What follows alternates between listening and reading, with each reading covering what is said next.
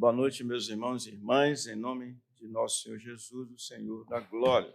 Podemos abrir nossas Bíblias na carta escrita aos Hebreus, no capítulo 12, versículo 1. Portanto, também nós, visto temos a rodear-nos tão grande nuvem de testemunhas, desembaraçando-nos de todo o peso e do pecado que tenazmente nos assedia, corramos com perseverança a carreira que nos está proposta, olhando firmemente para o autor e consumador da fé, Jesus, o qual, em troca da alegria que lhe estava proposta, suportou a cruz, não fazendo caso da ignomínia, da desonra, e está sentado à direita do trono de Deus. Considerai, pois, atentamente aquele que suportou tamanha oposição dos pecadores contra si mesmo,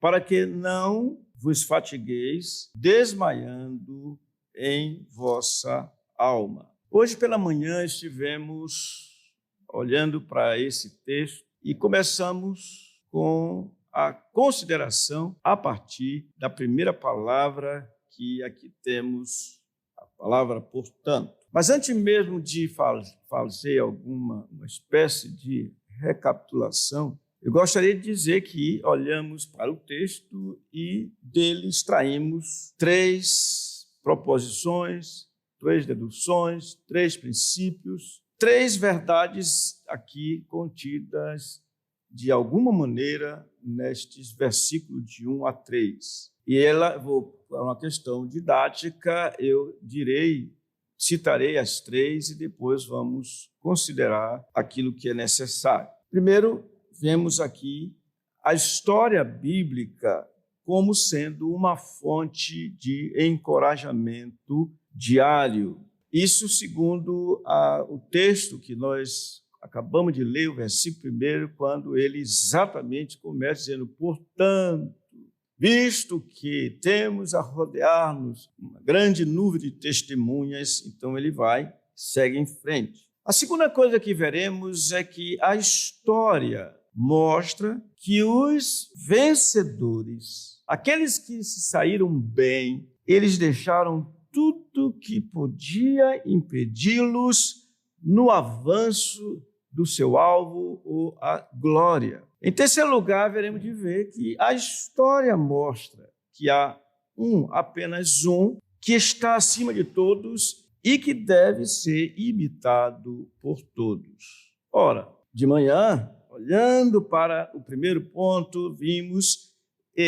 dentro do contexto maior, além do capítulo 11 de Hebreus, nós fomos bem mais atrás e vimos o seguinte, que quando se trata de algo que o Senhor dá toda a atenção, que o Senhor considera de suma importância, porque envolve o seu Filho, aquele que veio realizar o propósito de Deus, conforme João diz no capítulo 3 do seu evangelho, diz, porque Deus amou ao mundo de tal maneira que deu o seu Filho unigênito para que todo o que nele crê não pereça, mas tenha vida eterna. Então, o evangelho fala exatamente disso. Fala de uma pessoa extremamente importante para Deus, do próprio Deus, dessa pessoa extremamente importante, que é o Senhor Jesus, e fala da obra dele. O que é que ele veio fazer? E a resposta, ela é simples. Ele veio salvar o seu povo dos pecados deles. Nisso consiste a salvação, porque ao tirá-los do império das trevas, da escravidão do pecado, do domínio satânico e da própria escravidão que todos nós nascemos voltados para nós mesmos por causa da queda de Adão, isso é a parte negativa, mas é necessário que o Senhor avance. Ele começa essa obra, ele prossegue e vai fazê-lo até o dia de Cristo Jesus. Nisso consiste a salvação.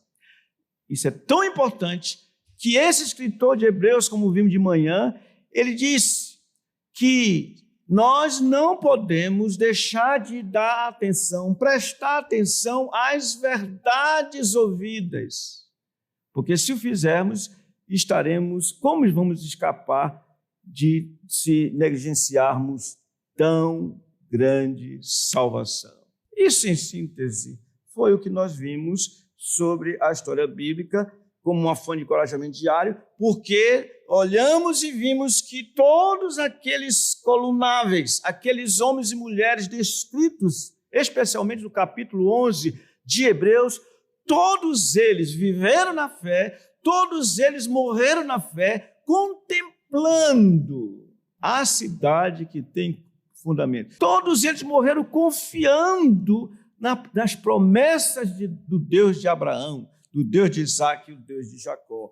E quando olhamos para a vida deles, essa vida serve de encorajamento. Aquilo que eles disseram, aquilo que eles fizeram, a sua atitude para com o Senhor Deus, aprovada, porque Deus deu testemunho disso, de tal maneira que diz que não se envergonha deles, porquanto eles confiaram naquele que preparou-lhes uma cidade. Portanto, é o que nós vimos no primeiro aspecto, olhando para a vida desses homens. Vejamos agora, em segundo lugar, a história mostra que os vencedores deixaram tudo que podia impedir o seu avanço para a glória. Vejam, irmãos, se nós fizermos uma pergunta, facilmente obteremos a resposta à luz do texto que nós acabamos de ler. A pergunta é assim: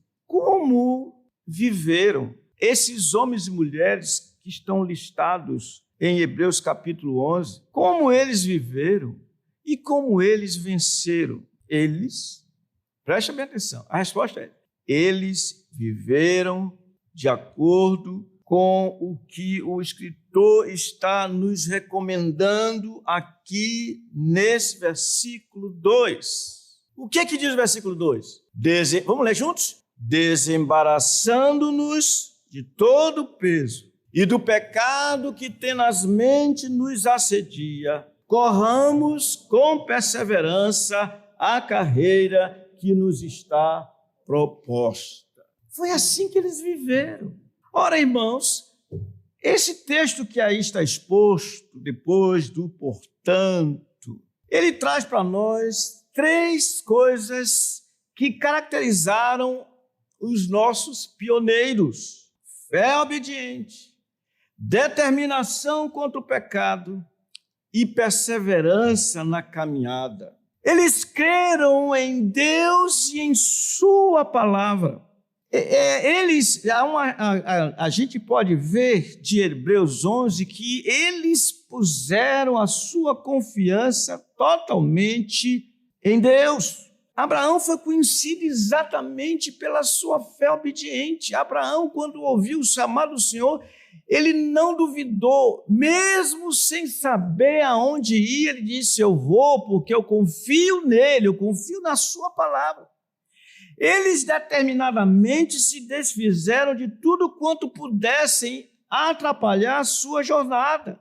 Vocês lembram do exemplo de Moisés, que a despeito de viver num lugar de muita riqueza, opulência, era a metrópole da época, era o país dos países, no entanto, Moisés deixou tudo isso, porque ele contemplava o galardão que é dado por Deus. Eles perseveraram até o fim, creram, por isso está dito que todos eles morreram na fé. Então, que eles sejam motivo de encorajamento para as demais gerações, como parece querer dizer o escritor de Hebreus. Ele diz: desembaraçando-nos de todo o peso, do pecado que tenazmente nos assedia, ele diz: corramos com perseverança a carreira que nos está proposta. Meus irmãos, como se trata de uma jornada para a glória, veremos que nossa atitude deve ser como a daqueles homens e mulheres, e por que não dizer a atitude de quem está numa carreira, de um desportista. E o que nós vamos ver agora é exatamente baseado nesse texto, 3 coisas. Eu vou citá-las e depois nós vamos discorrer. Devemos primeiro correr livres de tudo que possa nos atrapalhar. Depois veremos que devemos, como os desportistas, e eles fizeram isso, correr até o fim. Depois precisamos, como eles fizeram, igualmente os desportistas fazem, correr para o alvo que foi estabelecido. Então vejam, primeiro, devemos ter a determinação de quem? Do desportista. Aqui ele diz, correr livres de tudo que possa nos embaraçar. O texto está dizendo, desembaraçando-nos de todo pecado, e de todo peso, e do pecado que tenazmente nos assedia. É interessante, irmãos, a figura do atleta, porque ao dizer devemos ficar livres de tudo, equivale a exatamente ter a determinação para corrermos livres de qualquer coisa que possa nos atrapalhar. Quem já participou, viu ou mesmo observou os atletas, eles têm uma determinação impressionante porque eles visam o alvo. Mas eles sabem que há necessidade de empenho. Também eles sabem, se são corredores, que eles precisam ter o mínimo possível de roupa para ficarem leves. E aqui o texto nos diz que devemos deixar todo embaraço, como diz a Almeida, Revista Corrigida. Diz outra tradução, livremos de tudo que nos atrapalha. Que é esse peso? Porque ele diz, livrando-nos, desembaraçando de todo o peso. Trata-se, irmão, de todo excesso que, estando no nosso corpo, nos impede de realizar nossa corrida com a necessária leveza. Aliás, por falar em leveza, quanto mais a tecnologia avança, mais esse pessoal que trabalha, que luta, que briga, que corre, eles procuram os melhores equipamentos que são os mais leves possíveis. Por isso, disse o Dr. Kistemarker, para correr uma corrida, usamos roupa desportiva adequada, que nos dê o peso mínimo e a máxima comodidade. E para que sejamos considerados como corredores, nos esforçamos por nos desfazer de toda a gordura adicional, fortalecendo nossos músculos. Então, espiritualmente falando, temos que deixar fora todo o peso, tal como o Senhor disse aos seus ouvintes lá em Lucas, no capítulo 21, no versículo 34, ele disse assim, acautelai-vos por vós mesmos, para que nunca vos suceda que o vosso coração fique sobrecarregado, ou seja, pesado, com as consequências da orgia, da embriaguez e das preocupações deste mundo, e para que aquele dia, olha como ele está olhando, verificando uma jornada, para que aquele dia não venha sobre vós repentinamente como um laço. Também devemos, não só todo o peso, tudo que, às vezes até coisas legítimas, mas que se constituem em laço para nós, se constituem em impedimento para nós. Volto a dizer, coisas legítimas, mas que não são convenientes. Além disso, devemos abandonar coisas das quais se referiu o apóstolo Paulo, ou seja, o pecado que tenazmente nos assedia. Paulo disse assim, agora, porém, despojai-vos igualmente de tudo isto, ira, indignação, maldade, maledicência, linguagem obscena do vosso falar. Em outras palavras, nós devemos deixar, como disse o escritor de Hebreus aqui, o pecado que tão de perto nos rodeia. Nós sabemos o que é isso? Do pecado que nos envolve. E isso aqui não diz respeito ao pecado dos outros, não. Diz respeito ao meu próprio pecado. Diz respeito ao seu pecado, que sempre está diante de nós. É aquele pecado do qual o homem, o primeiro homem que nasceu de Adão e Eva não ligou. Vocês lembram quando o Senhor falou para Caim? Caim achou ruim que o Senhor não aceitou a oferta dele. E ele disse, olha, o teu pecado está indo contra você mesmo. A você cabe dominá-lo. Mas ele não deu atenção, não teve forças.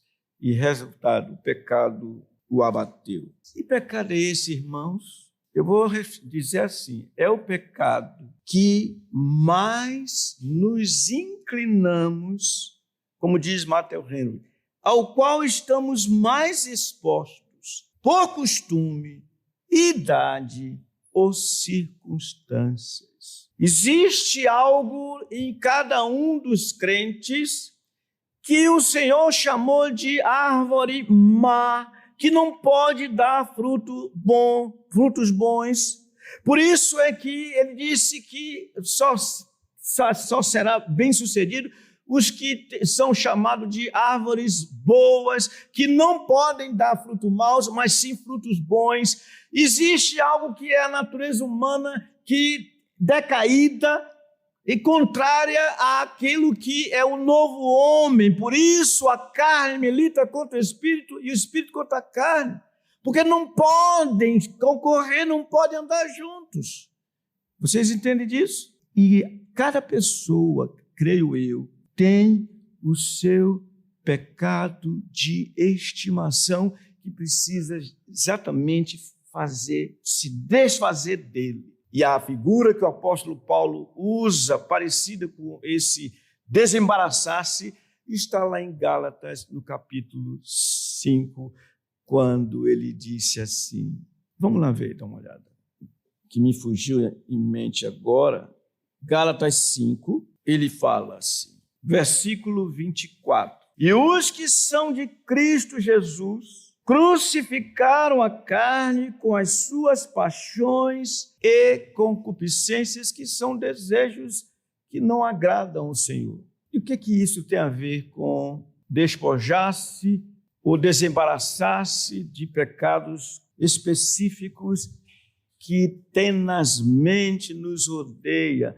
nos envolve, quer nos tragar? Irmãos, Dr. Stott traz uma ideia muito interessante deste texto, desse Gálatas 5, 24. Ele chama a atenção nossa para olharmos para o que era a morte de um crucificado. A pessoa era crucificada e ela não morria logo. Ela ia definhando, até morrer completamente. Mas o que acontecia? Quando uma pessoa que estava crucificada recebia uma espécie de alento. Vocês lembram que quiseram dar ao Senhor Jesus vinagre e ele rejeitou? Você lembra? Vocês lembram? Vinho, alguma coisa assim, vocês lembram? Por que ele não aceitou? Porque ele não queria que ele deixasse de morrer como foi proposto pelo Pai. Ele não queria alívio nesse sentido.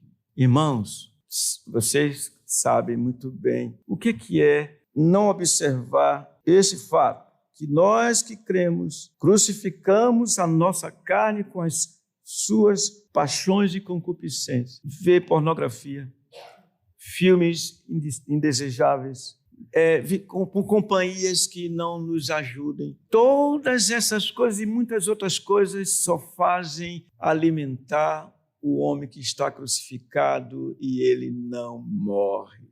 Vocês entenderam a ilustração? Entenderam? Ele está dizendo isso aqui, agora, porém, despojai-vos igualmente tudo isso. Em outras palavras, devemos correr livres de tudo isso, incluindo o pecado. É, portanto, o pecado que mais se acerca do homem, contra o qual Davi lutava, pelo que disse ao Senhor. Ele disse, também fui íntegro para com ele, e me guardei da iniquidade. Está lá no Salmo 18, versículo 23. Além disso, devemos, como os desportistas, correr até ao fim. Esse é o segundo aspecto. Ele diz, corramos de que maneira?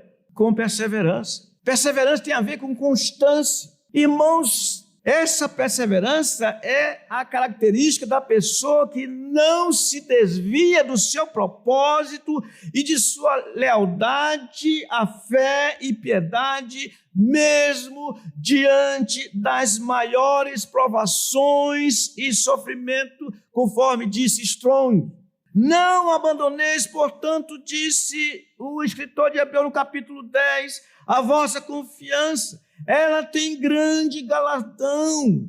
Com efeito, disse ele, tendes necessidade de perseverança, para que, havendo feito a vontade de Deus, alcanceis a promessa. Meus irmãos e irmãs, nesse mundo nós nos deparamos não só com o nosso pecado, não só com gorduras espirituais que vêm sobre nós e nos faz andar com dificuldades do ponto de vista da jornada cristã, mas nós nos deparamos com o natural desânimo. Quantos desanimam de estar na casa do Senhor? É desânimo mesmo, é falta de ânimo espiritual. E por falar nisso, hoje alguém fez uma pergunta que eu só vim tomar conhecimento, em certo sentido, quando eu cheguei aqui.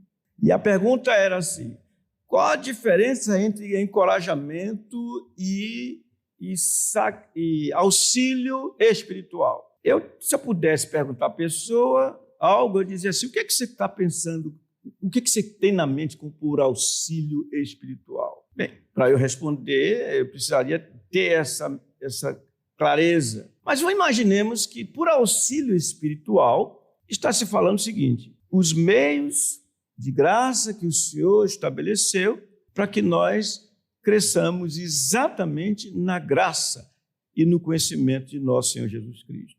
Então, irmãos, ler a Bíblia, decorar a Bíblia, considerar o que a Escritura diz no sentido de meditar e ter entendimento, são coisas fundamentais.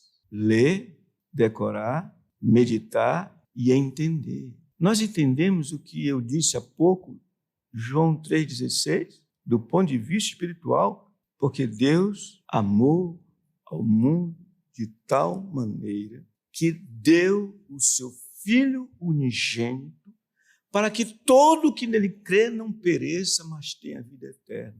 Meus irmãos e irmãs, quando nós entendemos e continuamos entendendo o que o Senhor fez por nós, nós vamos agir diferentemente. Quando eu cheguei aqui em Manaus há muito tempo, a maioria aqui não tinha nascido, eu ouvi uma palavra que eu não conhecia, babujo.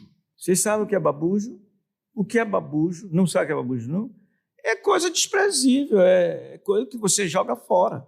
Quantas vezes nós apreciamos babujo em lugar das verdades espirituais do Evangelho e do próprio Deus? Então, quando você pergunta o auxílio espiritual, o que é isso? Auxílio espiritual tem a ver com coisas que lhe ajudam a crescer. Leitura da Bíblia, meditação, oração, preste bem atenção, congregação. Vocês pensam que congregar-se, irmãos, é uma coisa que não tem valor? Se não tivesse valor, o Senhor Jesus Cristo não teria se congregado de forma costumeira. É nos dito aqui pelo escritor de Hebreus, Jesus, ele se congregava.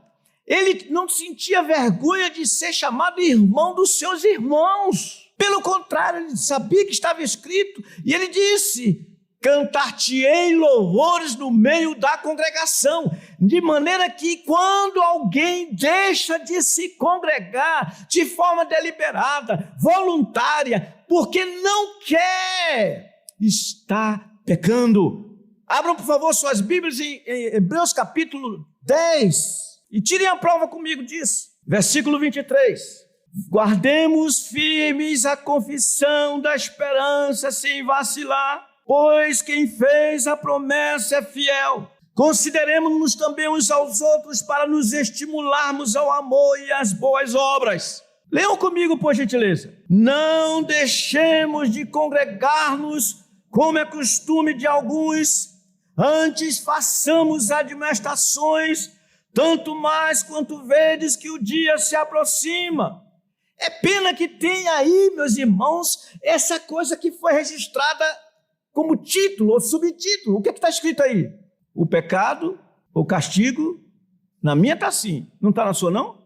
O que está escrito assim? Um subtítulo. O castigo do pecado voluntário. É pena porque parece que a gente para no versículo 25, mas não é para parar no versículo 25. Ele diz, porque se vivermos deliberadamente em pecado, e um dos pecados é não congregar-se, é dar as costas ao Senhor Jesus, que disse, quando 2 ou 3 estiverem, ali eu estarei no meio deles. O Senhor que veio se congregar, veio congregar o seu povo e quer que nós nos congreguemos. Isso aqui deveria estar entupido de gente. Vou ler de novo, versículo 25. Porque se vivemos deliberadamente em pecado, depois de termos recebido o pleno conhecimento da verdade, já não resta sacrifício pelos pecados, pelo contrário, certa expectação horrível de juízo e fogo vingador, prestes a consumir os adversários. Sem misericórdia morre pelo depoimento de 2 ou 3 testemunhas, quem tiver rejeitado a lei de Moisés. Leiam comigo, por favor, versículo 29. De quanto mais severo castigo julgais vós, será considerado digno aquele que calcou aos pés o Filho de Deus e profanou o sangue da aliança com o qual foi santificado e ultrajou o Espírito da graça. Meus irmãos, repito, não congregar-se deliberadamente é pecado grave. Não é pequeno, é grave. Sabe por quê? Porque aprove o Salvador. Deus reuniu um povo. Por isso a ideia de assembleia. E é na assembleia que Deus se agrada de ser adorado. Muito mais do que individualmente ser adorado. E é na congregação que Deus se agrada de falar ao seu povo. Meus irmãos e irmãs, eu espero que muitos estejam me ouvindo. Não congregar-se é grave pecado. Sabe de uma coisa? Nós deveríamos, irmãos, já que tem inscrição, nós deveríamos ser rápidos para fazermos nossas inscrições, porque nosso desejo é estarmos congregados. Mas quando fica essa coisa arrastada, eu esqueci de fazer minha inscrição, salvo alguns casos, que não todo mundo, isso é simplesmente negligência para as coisas que nós não deveríamos negligenciar, desembaraçando-nos de todo o peso e do pecado que tenazmente nos assedia. Corramos com perseverança. E então, chegamos ao terceiro aspecto. Devemos, como os desportistas, correr para o alvo que foi estabelecido. A carreira que nos está o quê? Proposta. Trata-se, meus irmãos, da promessa, o alvo do qual se referiu o apóstolo Paulo, quando ele disse assim em Filipenses capítulo 3, no versículo 12, ele diz, não que eu tenha já recebido ou tenha já obtido a perfeição, mas prossigo para conquistar aquilo para o que também fui conquistado por Cristo Jesus. Irmãos, quanto a mim, não julgo havê-lo alcançado, mas uma coisa faço, esquecendo-me das coisas que para trás ficam e avançando para as que diante de mim estão, prossigo para o alvo, para o prêmio da soberana vocação de Deus em Cristo Jesus. Como definiríamos esse alvo? Como definiria esse alvo estabelecido por Deus em Cristo Jesus?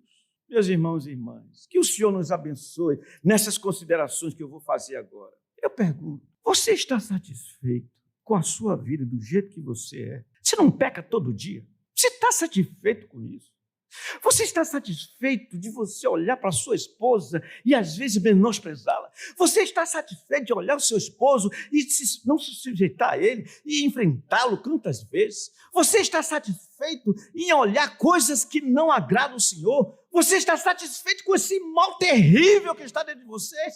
Eu vou dar para vocês um exemplo de alguém que não ficou satisfeito durante toda a sua vida. Ele disse: o mal que eu não quero, isso eu faço, mas o bem que eu quero, isso eu não faço. Desesperadamente, ele disse: miserável homem que sou, quem me livrará do corpo desta morte? Irmãos, sabe qual é o alvo? É o alvo no dia em que o Senhor, segundo o seu poder, transformará o nosso corpo de humilhação para ser igual ao corpo da sua glória, segundo a eficácia do poder que ele tem de até subordinar a si todas as coisas. Que algo especial! Vamos ser como ele, e então o propósito de Deus se cumprirá, que nós seremos conformes à imagem do seu Filho unigênito, para que ele seja o primogênito entre muitos irmãos. Isso é pouca coisa, irmãos? Não é só isso. O que tem a ver isso? Esse prêmio da soberana vocação de Deus em Cristo Jesus. Irmãos, eu não somente vou estar sem pecado nenhum, retirado de mim esse corpo de morte, corpo de humilhação, mas eu vou estar face a face com o meu Senhor, para vivermos por toda a eternidade com Ele. Meus irmãos, não há palavra para descrever o que será aquele dia eterno. Alegria, bem-aventurança, como nunca experimentamos. É a perfeita alegria, cheia de glória. Estaremos para sempre com Ele. Nós cantamos: não existe nada melhor do que ser amigo de Deus. E tantas vezes nós acordamos como se fôssemos inimigos dEle. Mas vai chegar o dia em que, de forma perfeita, nós estaremos gozando as delícias da presença dEle para todo sempre. Então, eu termino citando esse ponto, citando o que Paulo disse aos Coríntios, capítulo 9. Ele falou assim, irmãos, versículo 24. Eu vou ler numa tradução de Eugene Peterson. Ele disse: todos vocês já foram ao estádio e viram as corridas. Vários atletas correm, mas apenas um vence. Correr para vencer. É para isso que os bons atletas treinam duro. Eles fazem isso por uma medalha de ouro que perde o brilho e o valor. Mas vocês estão atrás da medalha que nunca envelhecerá. Não sei sobre vocês, mas eu estou correndo a toda velocidade rumo à linha de chegada. Estou dando tudo de mim, nada de pegar leve. Estou alerta e preparado. Não vou ser apanhado dormindo no ponto. Depois de mostrar o caminho para os outros, nem posso pensar que eu poderia perder. Irmãos, o que nós acabamos de ver nesse segundo ponto? É exatamente o fato de que, desembaraçando-nos de todo o peso e do pecado que tenazmente nos assedia, corramos com perseverança para o alvo, para a carreira que nos está proposta. Devemos correr livres, já estou na recapitulação, livres de tudo que possa nos atrapalhar. Devemos, como os desportistas, correr até o fim. E precisamos, como os desportistas, correr para o alvo que foi estabelecido. Irmãos, olha que testemunho nos dá o Senhor desses homens e mulheres que formam essa tão grande nuvem de testemunhas. Ele disse assim deles: e se na verdade se lembrassem daquela cidade onde saíram, teriam oportunidade de voltar. Mas agora aspiram a uma pátria superior, isto é, celestial. Por isso, Deus não se envergonha deles, de ser chamado seu Deus, porquanto lhes preparou uma cidade. É inimaginável o que eu vou dizer. Chegará o dia, irmãos, em que o universo todo vai ouvir o Senhor dizendo, e eu quero dizer assim, pela graça, a nós e os demais crentes, desde o primeiro crente, desde o primeiro crente, ele vai dizer: vinde, benditos de meu Pai, entrai Tomai posse da herança que vos está preparada desde a fundação do mundo. Que o Senhor nos ajude a sermos encorajados por aqueles que nos antecederam, encorajados por irmãos mesmo dos nossos dias, em todos os casos, segundo a palavra do Senhor. Que Ele nos ajude